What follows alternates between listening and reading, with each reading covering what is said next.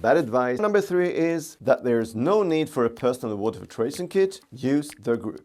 I love hiking in a small group of people, but that doesn't mean I rely on them to support me for something as important as water filtration or any other gear for that matter. All the guys I'm hiking with always bring a full kit to be self-supportive, and according to me, that is great because then we will have backup if something happens. This covers everything from tents, cookware to first aid kit, fuel and water filtration. Lucky for the group in the story behind this post was that the one who made the post brought his filter anyways, and then had the possibility to supply 13 people with water for 2 days. Next time they might not be that lucky.